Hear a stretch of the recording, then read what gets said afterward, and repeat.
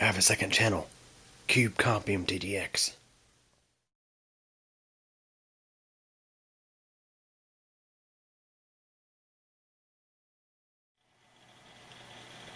Hey everybody. So here we have, I guess what we can say, a system on a table. We have this little HP motherboard, mini-ITX motherboard, along with a hard drive, a DVD drive, and a system fan. So this motherboard here will be soon going into the TiViBox Cube.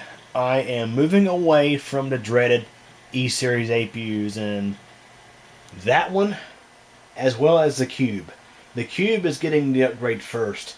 So I got this motherboard here off of eBay. And it's kind of an interesting story I'm going to have to show you.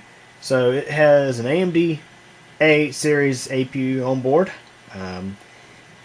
The listing included the motherboard and the I/O shield. It did not include memory.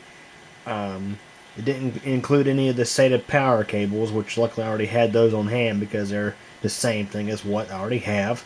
It did, however, come with an I/O shield and a wireless adapter, which I didn't need for this application.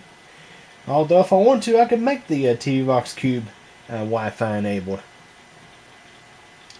So here's the story. I purchased this off of eBay, and it showed up a little while back. I just now finally getting around to messing with it. So it cost me a little over $30 after tax. So here's what the eBay listing says. It claims it's an HP 251A, so Pavilion 450, a AMD A8-7410 motherboard with fan. So this is the actual eBay listing. This is the seller's photo of this right here. But here's what I actually ended up with.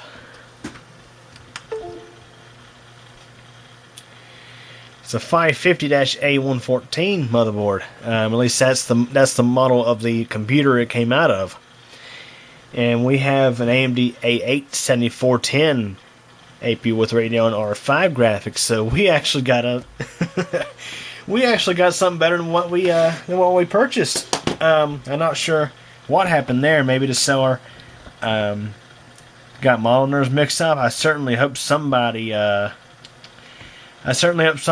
ordered a 550-A114 motherboard on eBay didn't end up with what was in this listing. I would feel sorry for that person. But me on the other hand, hey, I can't complain.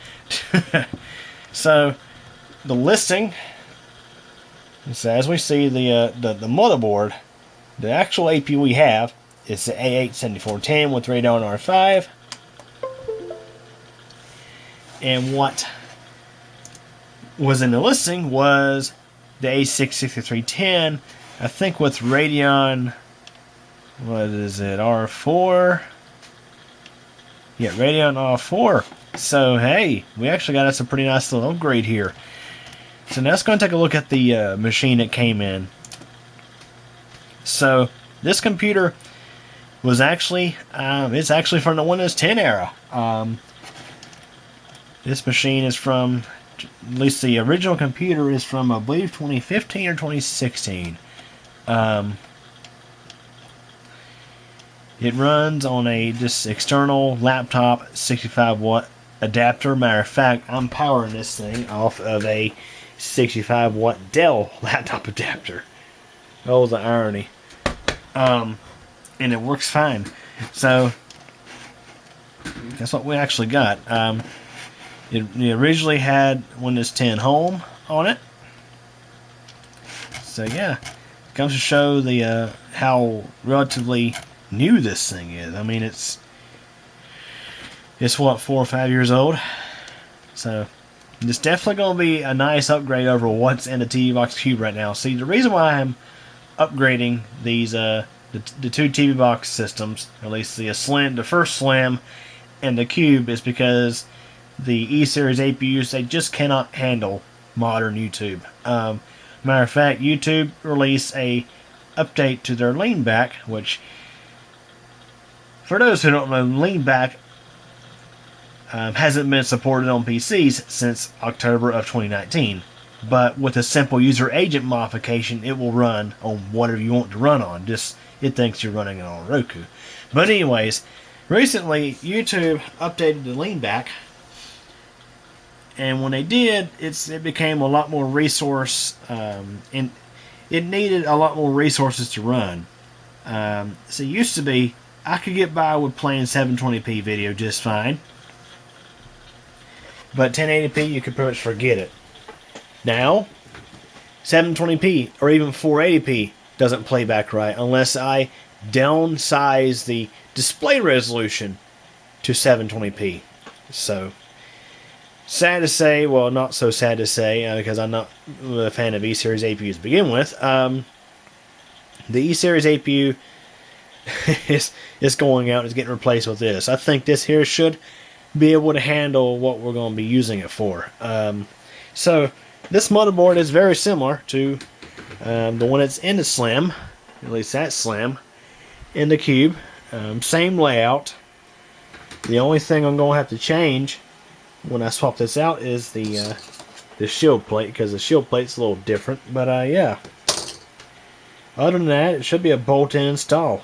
Shows you a closer look at it.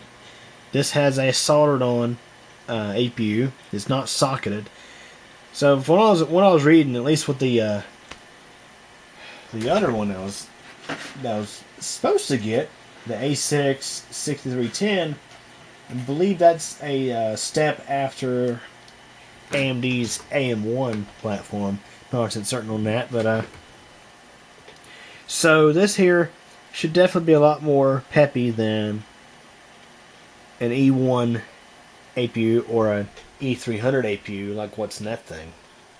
So if this works out well, I'll probably purchase another one of these somewhere on eBay. Hopefully I can find one just like it for the same or similar price. But what we're going to do is we'll go and get this installed into the TiViBox Cube. Okay, everybody, so here's the TiViBox Cube. I just unhooked it. Now we'll go ahead and swap out this board. So, for those who are wondering, I was going to use this motherboard right here at first. This is a mini-ITX HP motherboard that has a socket 1155 Intel Celeron Sandy Bridge CPU on it. It's a little 35 watt TDP chip. You may notice how I had the heatsink strapped on. This is a socket 775 cooler that I just pulled the push pins out of, and I use zip ties to adapt it to the socket 1155 motherboard. Thank you, Intel, for constantly changing your sockets and mounting holes, unlike your competitor AMD, which has used the same clip mounts for since sockets from socket 754 up through socket AM4, I do believe. Yeah, at least the same clips. But the reason why I couldn't use this is because this board is just a tad bit too big for this case. It sticks out a little too far down here. Whereas the board I just got here, the AMD A8-series APU board, should fit just fine. Yeah, should. I'm pretty certain it will. So all I gotta do now is just take this RAM off here, because we're going to be using the RAM off the board that's in it. Just went through setting up an image for this, a Windows installation image, with everything configured the way I need it for these machines, because I think I mentioned I'm going to probably find me a second one of these motherboards for the Slim. Should be an easy fit into the TiViBox Slim. So first we're going to see how this one does. I think it's going to do a lot better than that E-series that's in here. So let's go ahead and tear this thing down.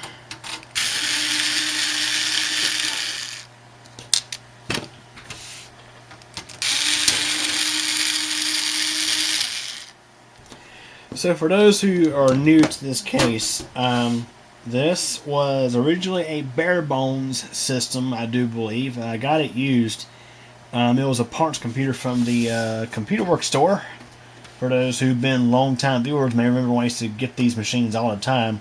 I might start doing that again, but I got to get rid of all the... I'd have to do some cleaning up here first. But, anyways, this was a pretty unique little system. Sadly, the motherboard in it was bad. It was a socket 1054 AMD motherboard. And interestingly enough, it was practically the same as a mini-ITX. At least the mounting holes are. I did have to do some modifications back here. The original I/O shield on the factory installed motherboard was only from here to here. And I had to cut out some material in the case and make this bigger to fit a full-size I/O shield. And that's something else I'm going to have to replace because this new I/O, this replacement board has a different I/O shield. So, there you have it. So what I'm going to do to make things a little bit easier here is I'm going to pull the drives out. This case allows you to take the drives out with what appears to be just 2 screws. And we're going to find out for sure here in a sec.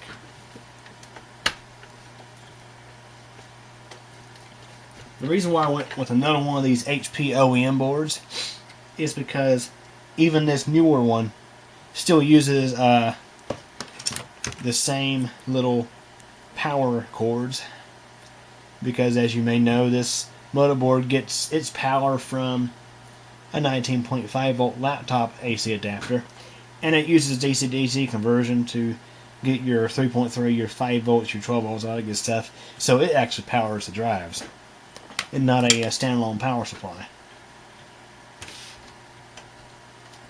So that being said, I'm going to pop this out. Hopefully you're seeing that. Yep, you are good.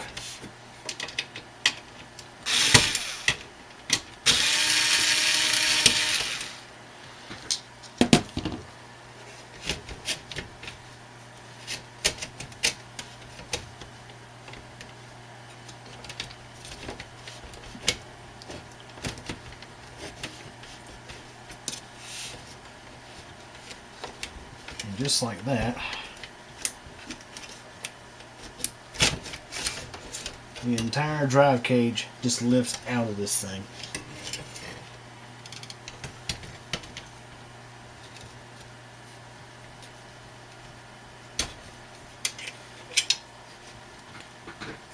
Put that to the side.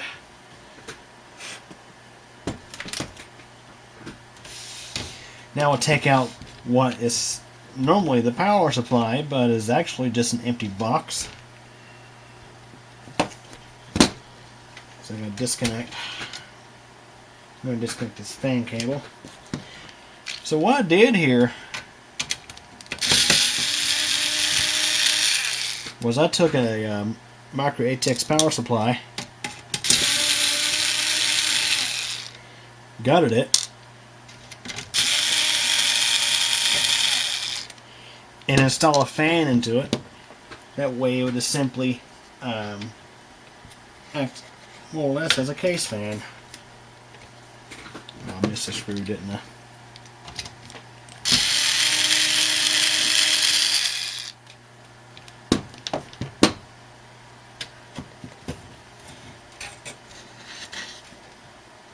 You can see what else I did here was I hot glued on some cardboard, and the cardboard acts as more or less an air duct because this E-series motherboard is passive cooled. It didn't have a it didn't use a separate fan on its CPU heatsink or its APU heatsink. Try to get some of this dust out of this fan. It's got a pretty good little bit in there.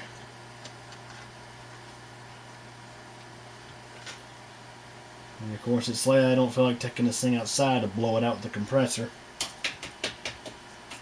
So we're just going to have some dust in here for a little while. I may have to turn the exhaust fan on in the bathroom. That's one thing I like about this place is the way it's set up. Anytime I'm soldering or anything like that, and I need to vent fumes, I just turn that fan on and it takes care of it. So let's go ahead and let this sit right here. Just like that. The cable should hold it in place. It's not a lot of weight to support, so now we'll just take out these other screws.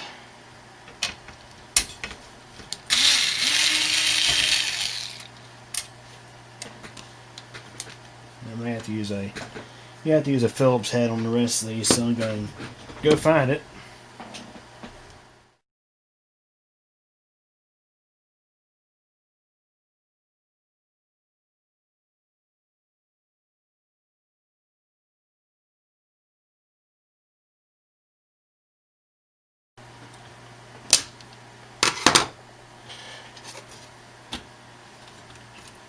And out it comes.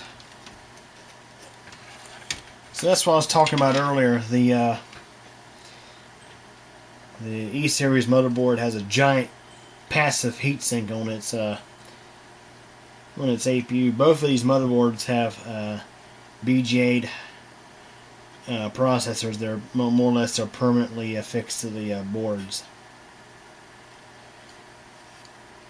You know what's going on here is 100% system on chip. It's if you look, the only heatsink you see is the APU. That's pretty cool.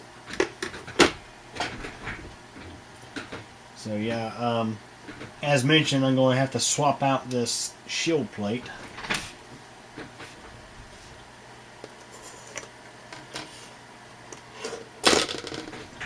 So I'm going to plug in the glue gun, let it warm up, because we're going to need to hot glue the replacement one into place, just like the current one is.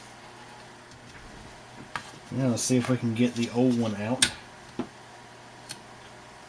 don't think it's going to be too hard to get out.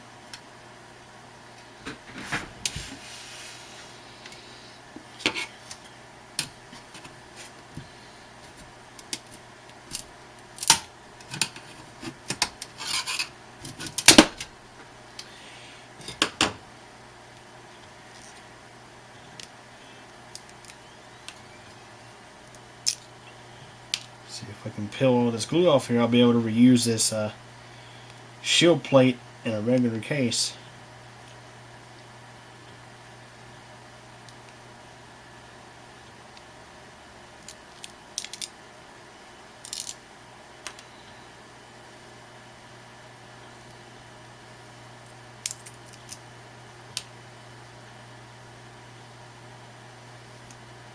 There we have it.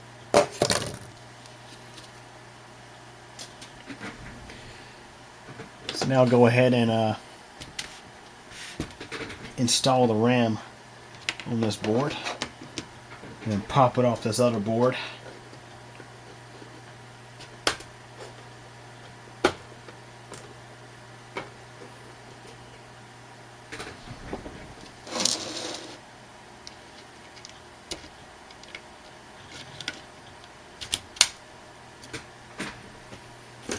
Yeah, both of these take DDR3.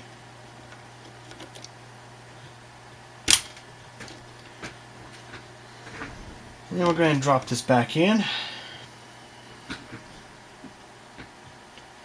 Normally you would put the IO shield in first, but in this case the IO shield goes in afterwards, because I gotta use the motherboard as a template to line up the shield so I can glue it into place.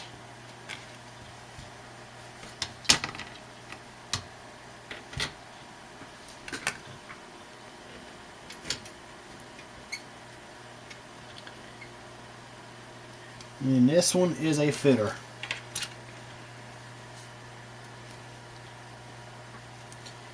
It doesn't have too much overhang on the bottom like that Intel based board has.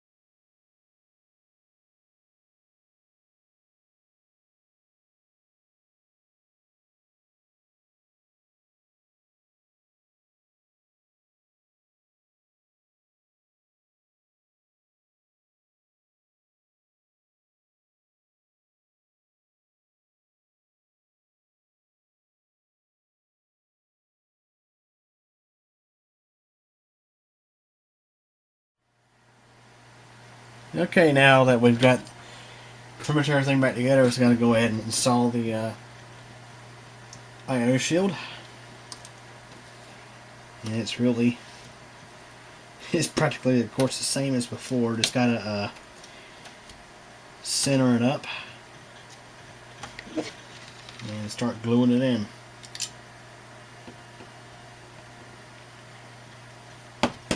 See if I can get a closer fit in there. Now I'm going to have to put it all on the outside, which is fine.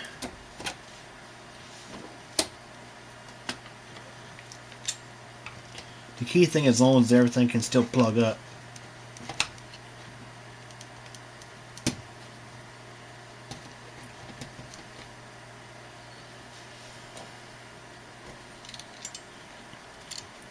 And once I have this all glued up, I'll give you a tour of the interior of this thing. That way you can see how everything looks inside.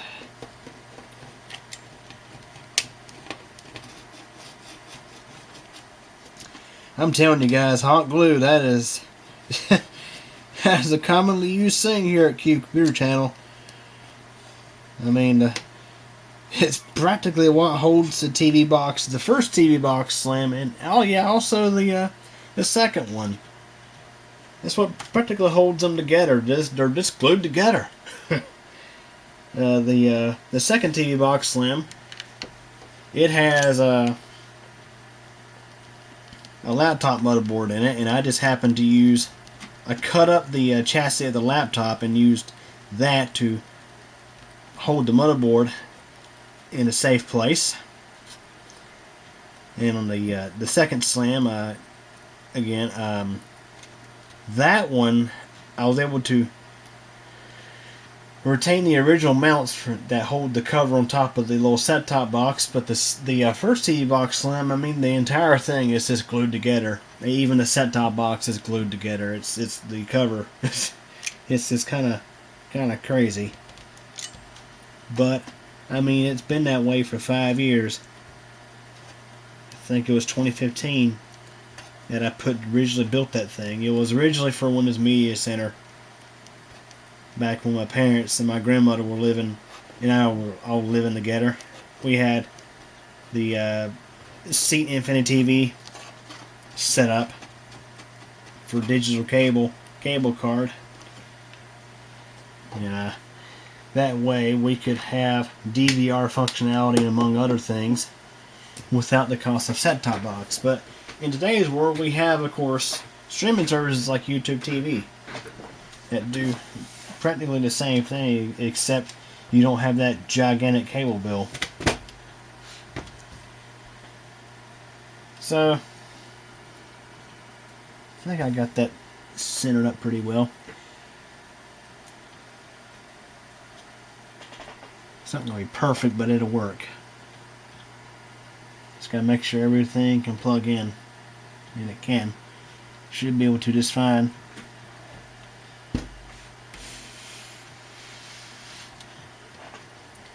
So actually, I'm going to unplug this SATA cable here, because I'm going to get a super long cable to hook up to the Plexi. That way I can just go ahead and wipe this drive and put my new software image on it.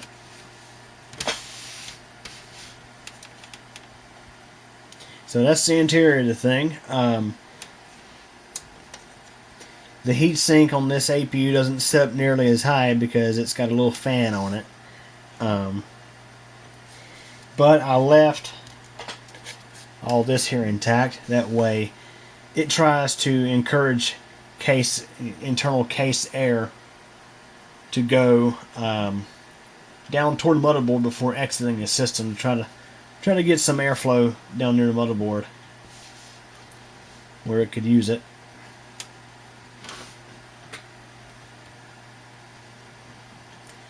So there you have it. So as mentioned, I gotta image this thing, but once I'm done, I'll be setting it back into the bedroom, and I'll do a quick little demonstration with it. Okay, so now I got my super long SATA cable hooked up to the Plexi and got it hooked up to this hard drive, so we can go ahead and power this thing on. So basically I'm using this thing to power the hard drive, but I'm using the Plexi to wipe and image this drive with the Windows install I had just created earlier. Now I figured, just for laughs, let's go and turn this thing on and watch the back of this thing. It's gonna probably blow a bunch of dust out. It's gonna probably look like smoke. I don't know. Let's see here.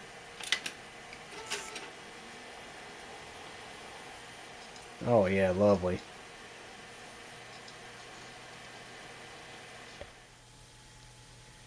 Okay, everybody. Since I hadn't shown this thing in operation yet, this is actually being recorded like a couple weeks after the previous clips. I've been using this thing here in the bedroom, so I figured I'd go and demonstrate it. Let me go and wake it back up, at least wake up the screen.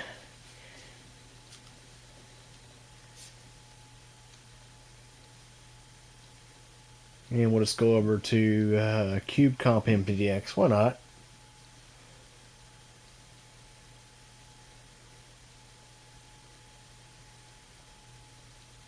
Matter of fact, actually, yeah, we'll go right. Let's see this video right here, since I know this one's 1080p.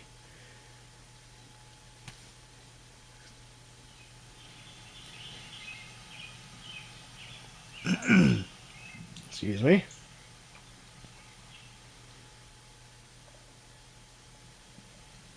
Hey everybody. So we're back out here at the Jeep again. We're talking about the power steering again. So this one has no problem playing back full HD. So the E-series would be having a heck of a time right now. But this new setup is working fantastic. No complaints whatsoever. It's very responsive. Playback is great. Can't really complain at all. And I'll go ahead and turn the screen off. I have to bring up the taskbar in order to actually turn off the display.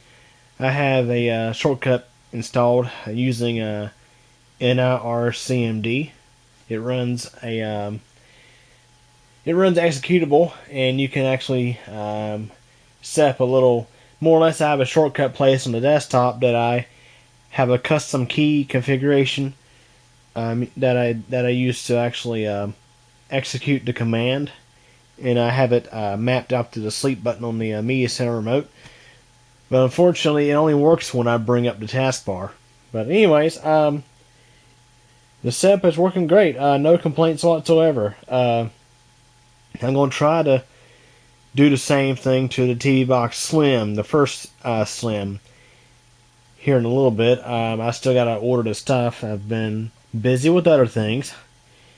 But the TiViBox Slim will eventually be getting this kind of upgrade as well, or something similar to it. We're definitely going to be going away from the E-series APU on that one too, because it's nearly unbearable ever since YouTube applied the latest web update to their lean back interface, which made it more made it more of a resource hog. So anyways, hope y'all enjoyed this video. Thanks for watching. Well everybody, that's it for this video, but don't forget there's a lot more interesting stuff on the channel to check out. Also, if this is your first time visiting this channel, feel free to subscribe to keep your channel, and also don't forget to tick the bell so that way you'll get notified of new video posts. If you like this video, please give it a thumbs up, but if you really didn't like it, there is the alternative option available as well. Also, feel free to check out my second channel, Cube Comp MTDX. There you'll find videos about bicycling, weather, elevator tours, and all sorts of other neat, interesting stuff. I hope you guys enjoyed this video. Feel free to come back, and thank you for your support.